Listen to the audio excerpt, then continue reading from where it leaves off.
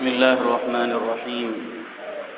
الحمد لله رب العالمين، والصلاة والسلام على سيد الأنبياء والمرسلين وعلى آله وأصحابه وأزواجه وذرياته والتابعين ومن تبعهم بإحسان إلى يوم الدين. أما بعد، فأعوذ بالله من الشيطان الرجيم. بسم الله الرحمن الرحيم. قل إن كنتم تحبون الله فاتبعوني يحببكم الله ويغفر لكم ذنوبكم. صدق اللہ العظیم. محترم حضرات، آپ حضرات جانتے ہی ہیں کہ پیارے رسول محمد عربی صلی اللہ علیہ وسلم کی میلاد کا یہ مہینہ ہے،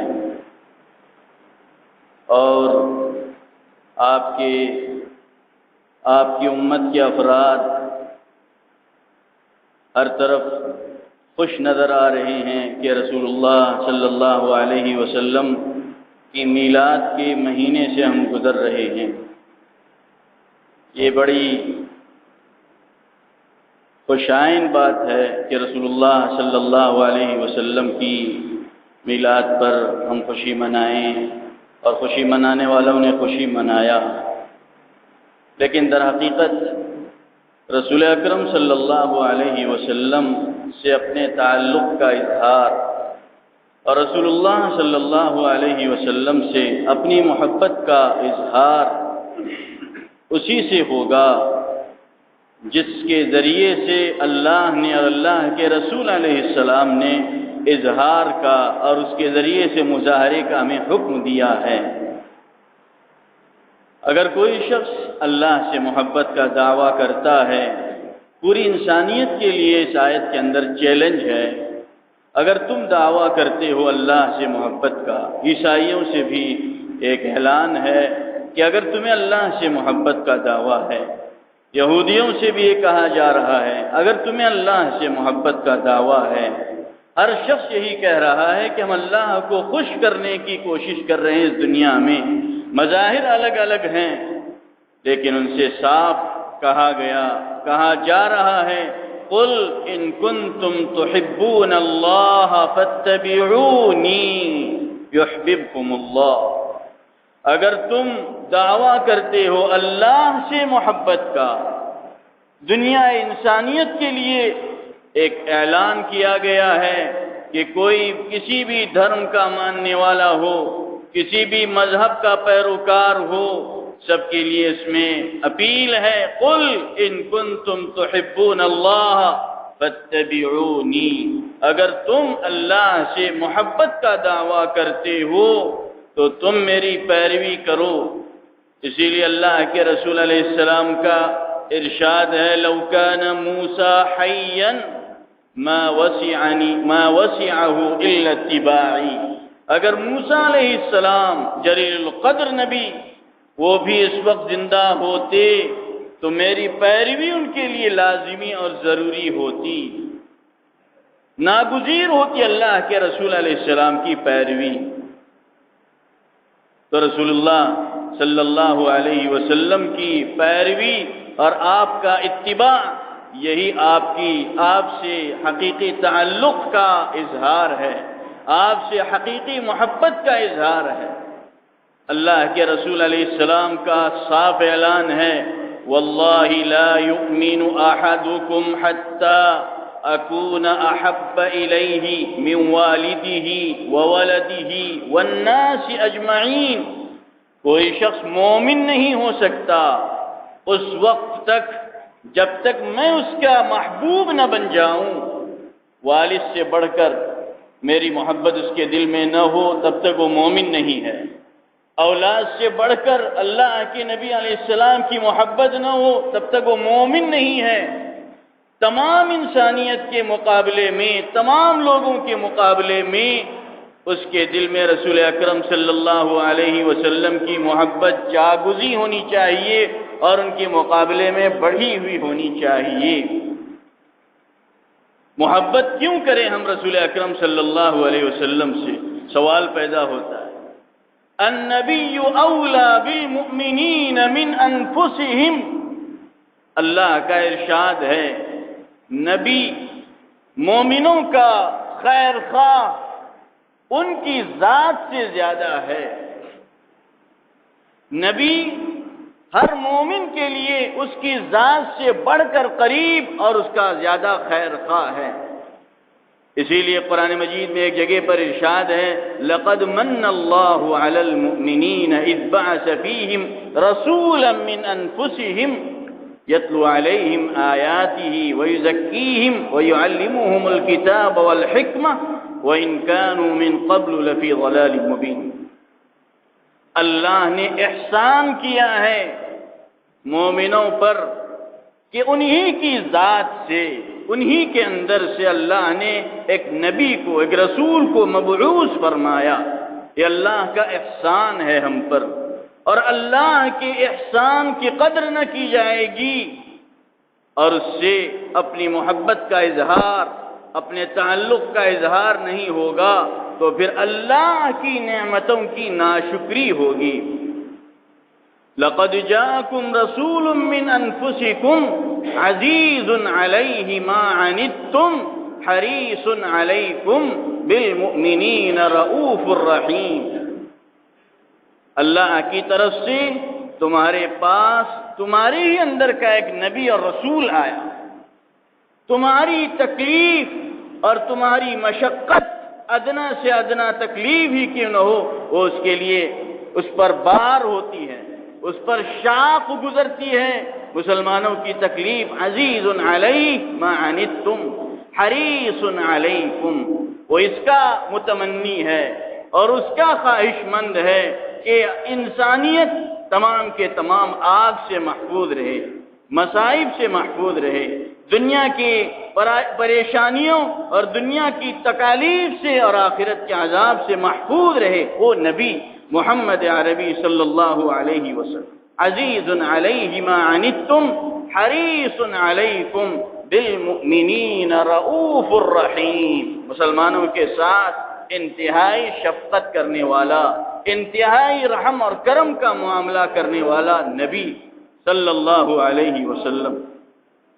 اپنی ذات سے بھی بڑھ کر ان سے محبت ہو، یہ ہمارا حق ہے، لیکن اللہ نے یہ نہیں فرمایا کہ تم اپنی ذات سے محبت مت کرو، اپنی تجارت سے محبت مت کرو، اپنی اولاد سے محبت مت کرو، اپنے بھائیوں سے اور خاندان سے، بیویوں سے محبت مت کرو، یہ نہیں کہا، بلکہ ان کی محبت کے سامنے، ان کی محبت کے مقابلے میں اللہ کی محبت کو، اللہ سے رسول کی محبت کو غالب رکھو اور اسے ترجیح دو۔ قل ان كان آباؤكم وأبناؤكم وإخوانكم وأزواجكم وعشيرتكم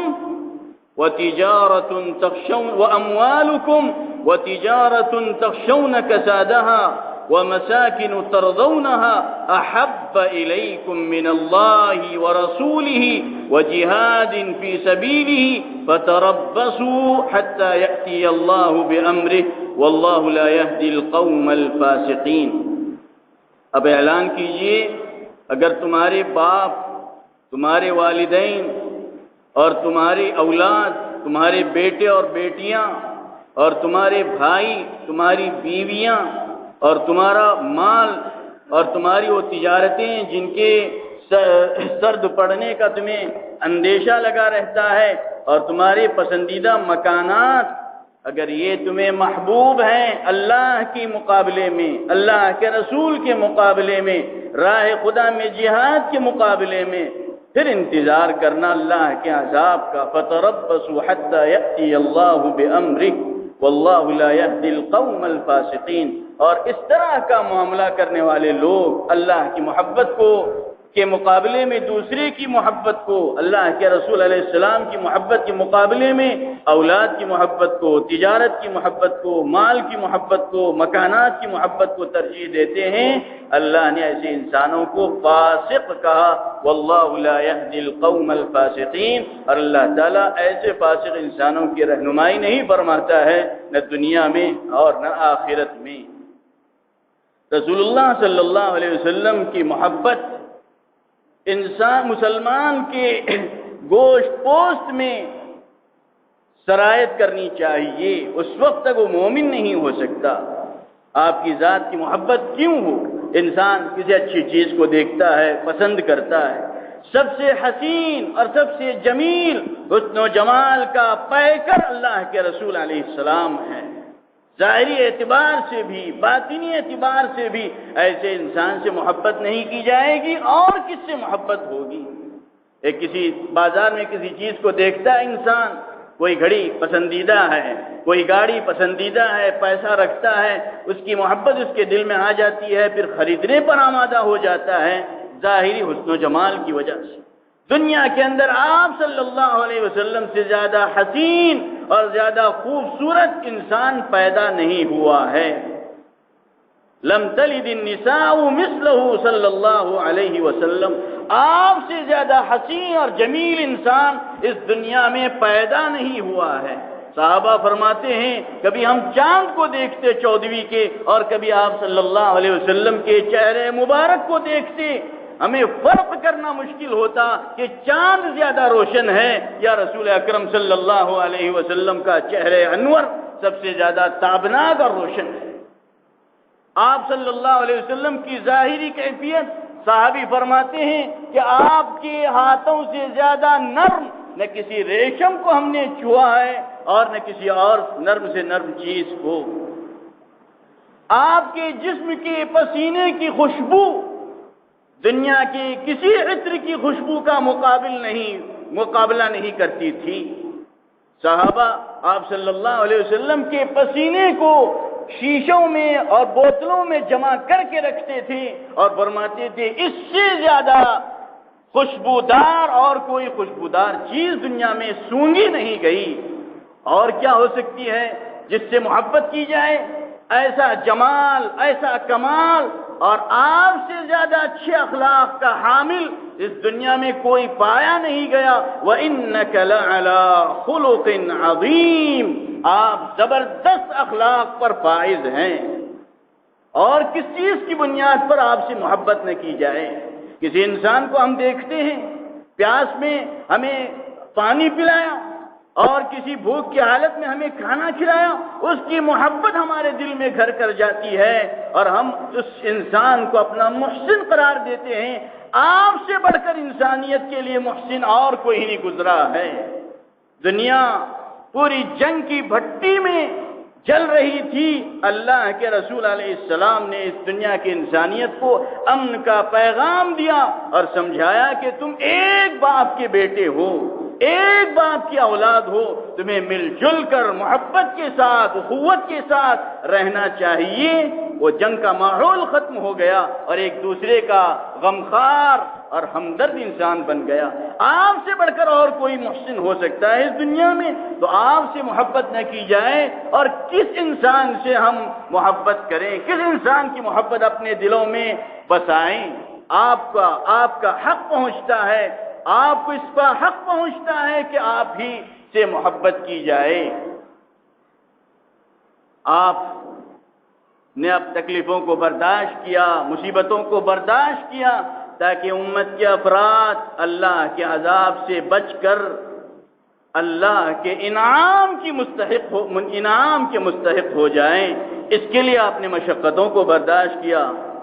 ماں باپ کا حق ہے اولاد پر، اس لیے کہ ماں نے دودھ پلایا، اولاد کو اپنے پیٹ میں رکھا، چھوٹے میں بچپن میں اس کی تکلیفوں کو برداشت کیا، آگے بڑھایا۔ آپ صلی اللہ علیہ وسلم سے زیادہ امت کے لیے کسی اور نبی نے تکلیفوں کو برداشت نہیں کیا ہے۔ آپ کو مارا گیا، پیٹا گیا، ستایا گیا امت کے افراد کی خاطر۔ آپ سے بڑھ کر کسی انسان نے امت کے لیے اس قدر تکلیفوں کو برداشت نہیں کیا ہے جس قدر ہمارے آقا اور ہمارے نبی محمد عربی صلی اللہ علیہ وسلم نے برداشت کیا ہے۔ آپ سے ہم محبت نہ کریں، آپ کے ساتھ وفاداری کا برتاؤ نہ کریں، پھر اور کس سے ہم وفاداری کا اظہار کریں، اپنی محبت کا اور اپنے تعلق کا مظاہرہ کریں؟ آپ ہی کو حق پہنچتا ہے کہ آپ ہی سے محبت کی جائے۔ اسی لیے اللہ کا اعلان ہے، رسول اکرم صلی اللہ علیہ وسلم کے طریقے کی پیروی ہوگی، اللہ تمہیں اپنا محبوب بنائے گا۔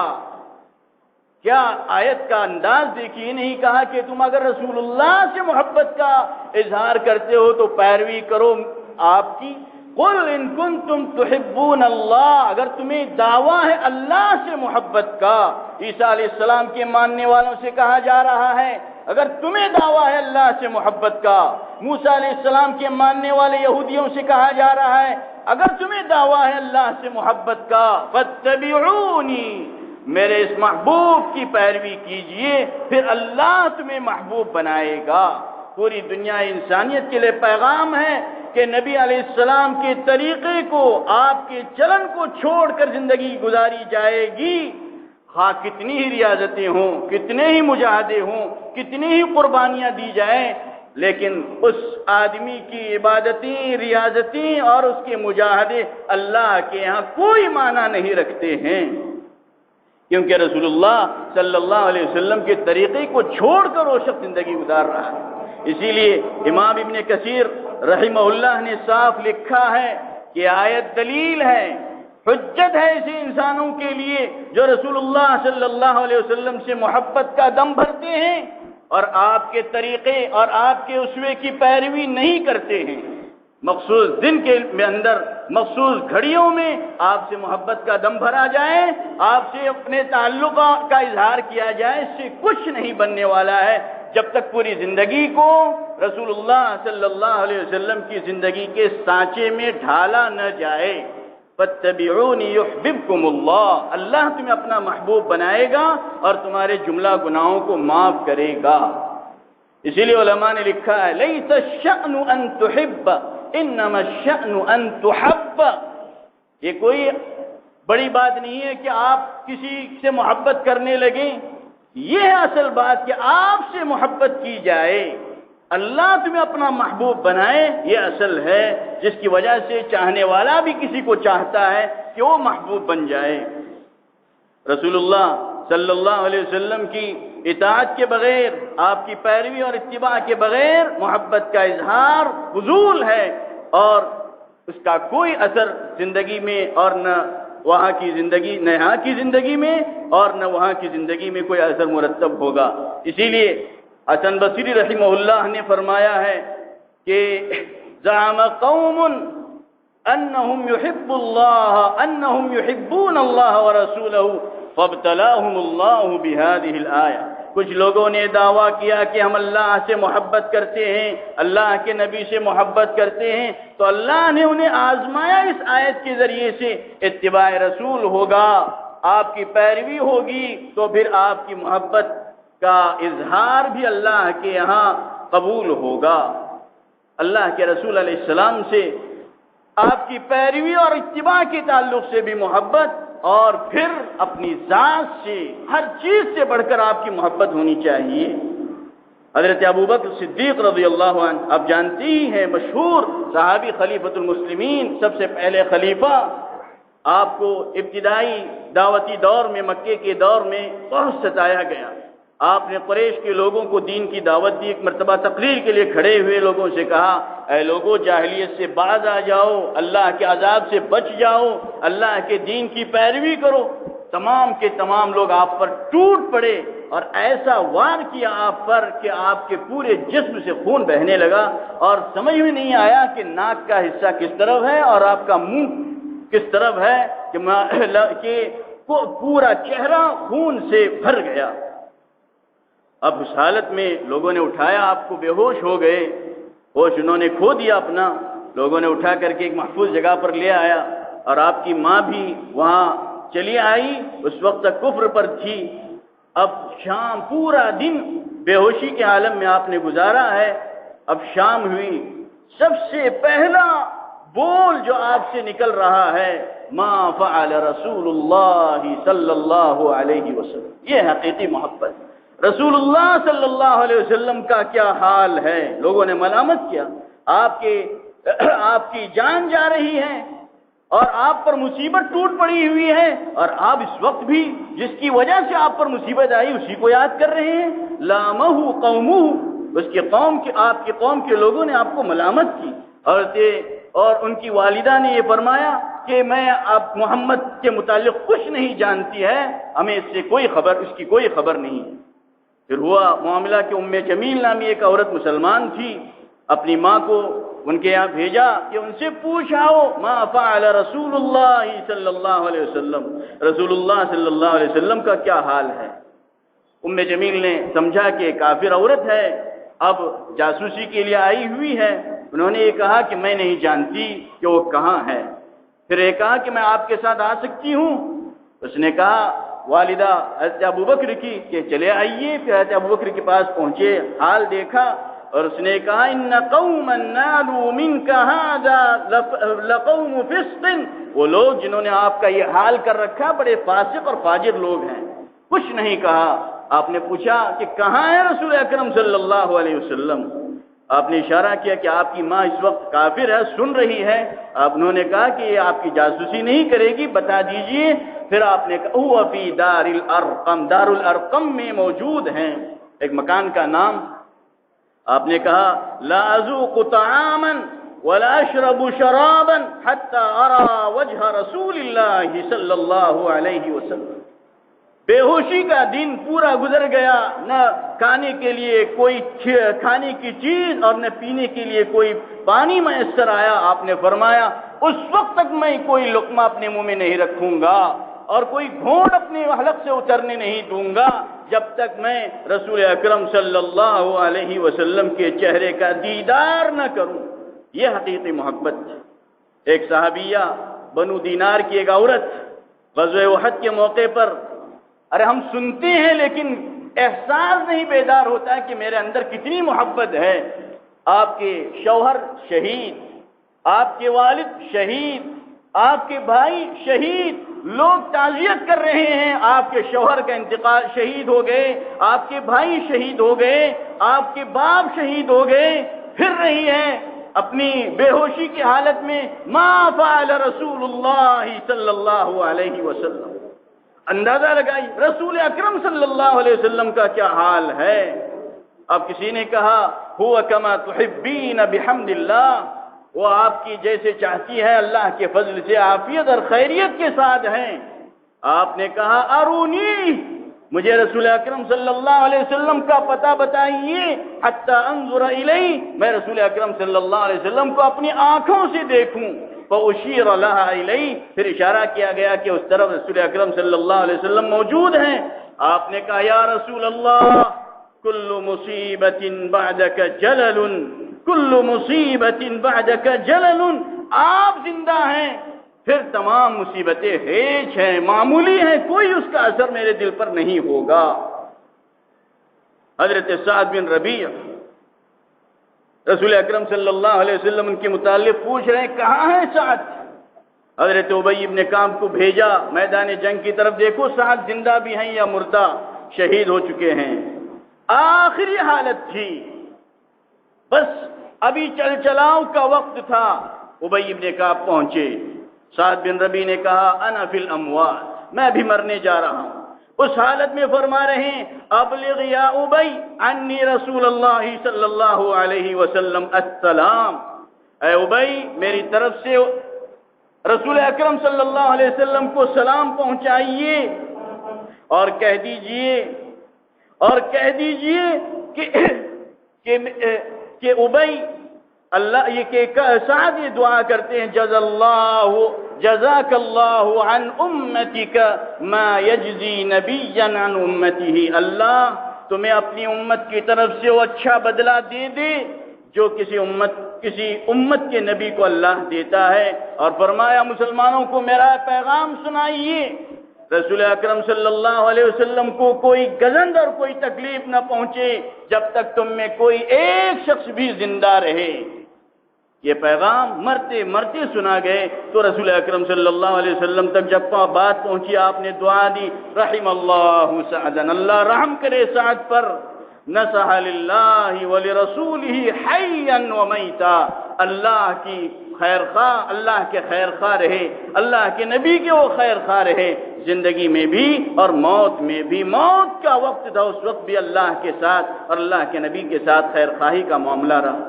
ہم اپنا جائزہ لیں، ہم نبی کی سنتوں کو کس طرح چھوڑ رہے ہیں، اپنے لباس میں، اپنے جسم میں، اپنے کھانے میں، اپنے سونے میں، اپنے نشست و برخاست میں۔